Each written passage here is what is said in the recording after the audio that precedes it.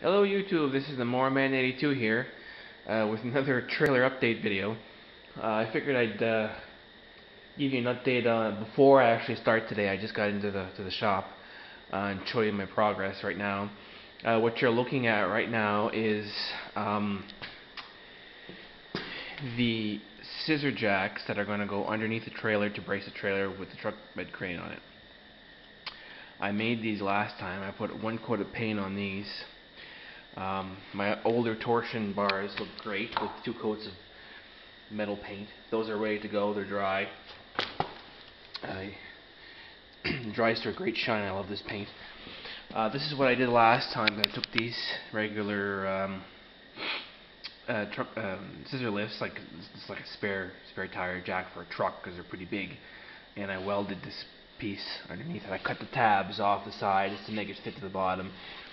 And the idea was that once this is compressed, it sits inside of this almost totally. So when this is mounted like this under the trailer, any dirt or whatever hits this side, and this metal plate protects this jack from getting all kinds of gunk, especially in this screw here where you turn it to lift it up and down. And underneath, whenever I put these on so I won't slip, I made this configuration. Ow, that hurt. There we go. I made this configuration. There's no really set way to do this. I just welded these pieces on there. They're about 1/4 of an inch in their depth, and I just put that there so whatever I put the jacks on, they won't slip and slide everywhere. So I put them, both ways. These are just pieces of pipe cut. There's 4 rings, and then they're split in 2 and welded to the bottom. So yeah, I did that on both jacks. So what's in store for me today is I'm getting closer to flipping the trailer over. What I'm planning on doing today is drilling a hole like this into this thing there, which I'll be using to mount them onto the frame. I'll put another coat of paint on this here on the top, and that's it for these things. I'm gonna put another coat of paint once it warms up in here. You can still see my breath probably. I don't know if you can see that, but it's still pretty cold in here. Once the propane here does its thing, I'm gonna put another coat of paint on the bottom of this and let that dry. After that, I'm going to work on, also last time I worked on one of my gates for the back end. This is that square thing here, and I reused, this is just angle iron, 90-degree angle iron, that I use for these are actually bed rails, old hospital bed rails, which are 1/8 of an inch thick. I mean, I got them for free, and I figured I'd use them for this project. It didn't cost me anything, so I didn't have to buy any metal. I will be using 2 other pieces, one here and one here across, just because there'll be 2 of these, and it's kind of flimsy with just a square going, and I'm going to put some of that really thick, heavy mesh on top and weld it to the sides. But even that, I think, without anything in the middle, because I'll be hauling heavy stuff and pushing and pulling a lot of stuff on there. So my hinge that I spoke to you about in one of my first videos is going to go in the corner here. So I don't want to weld anything else or do anything else to these frames until I figure out what it'll be. I'm going to be welding probably one of these tabs here. This is out of 1/4 inch plate steel.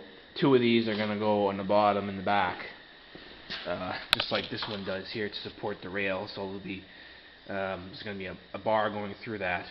This will be my hinge, and there'll probably be another one here and another one in the middle. There'll be 2 for each gate. And on the gate, since it'll only be technically attached to here with my hinge, I'll have one of these, which I will probably just cut off a section of it to make it almost like a hook, and cut this off here, and then weld this to the inside, about right there or somewhere. That way, when my gates are down and my special hinge is made, I can flip them up like that, so they won't be permanently attached on this corner. They'll be able to flip up and flip inside my trailer. So yeah, the bottom line is I'm not doing any more adding on here, because I don't know. I'll have to configure some kind of, so my hinge is going to be here and then here, and then it's going to have to cut a notch through here, and there'll be another hinge here, so I might have to configure something here. So I'm not sure what the placement of the other two bars are going to be. So I figured once I get my trailer up on its wheels and I start working on the fenders and everything, I could pull it forward, and then I can mount the gates just like that and see how I'm going to make them, because it's never been done before, and I came up with it. And you know, there's a lot of compensate for the height, because when they fold inside, they have to be like, the hinge is not going to come off. I'll put some cotter pins in the hinge, so the pins will be able to come out, and I'll be able to take the gates off if I wanted to. But they're going to be permanently mounted there, so once they go in, I don't want them to go in like this in the trailer. I want them to go in flush, which I have to compensate for the decking, which is going to be another inch an inch and a half higher. So how big my hinge is going to depend on that. So I'm going to have to do a little figuring. This is what happens when you invent things. You have to, you know, make it up as you go along, and because you're not going by a plan, you know. So, but it should be all right. Next will be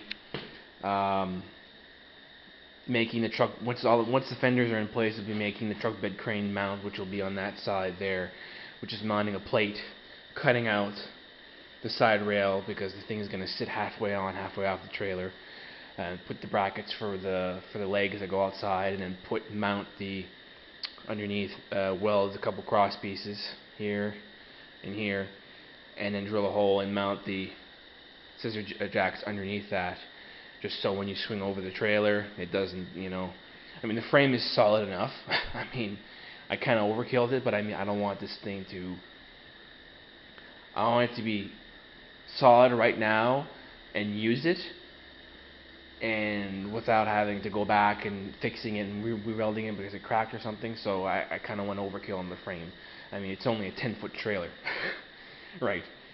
So, you know, if I was going to go longer, I would have gone with a 1/4-inch stick, but that's just like really heavy metal, and you know, the welding wire is just, I mean, I'm up to 5 rolls so far, and I'm almost done my 5th roll, so I'm going to need probably 2 more rolls after this to complete the whole project. But it's getting down to just little finicky things, which is mounting wheels, making fenders, which is just making brackets, making the gate, truck bed crane, which is just a little bit of finicking around, and then painting and stuff and putting lights. And that's just, I mean, we're at the beginning of March. I still have 2 months before I have to get this trailer ready, so hopefully it'll be ready on time. So I think that's about it, and that's what I'll be doing today. I'll just be doing some painting and making the other thing for my deck and for my thing. Oh, and if you saw the previous video, my chain system for hauling scrap metal and whatnot, I have all the stuff I need here. So what I'm going to do is sand all that down and drill some holes. And after that, I think I'm going to probably give a coat of bright yellow paint to it. Not the chain, but just the parts. Anyway, if you like this video, comment, like, and subscribe. And if you have any questions or anything, or if you want to see more specific pictures of what I've done, especially when I get into the things, the more custom things, just let me know, and I'll take some extra pictures and send it out to you guys. So have a good day, and until next time.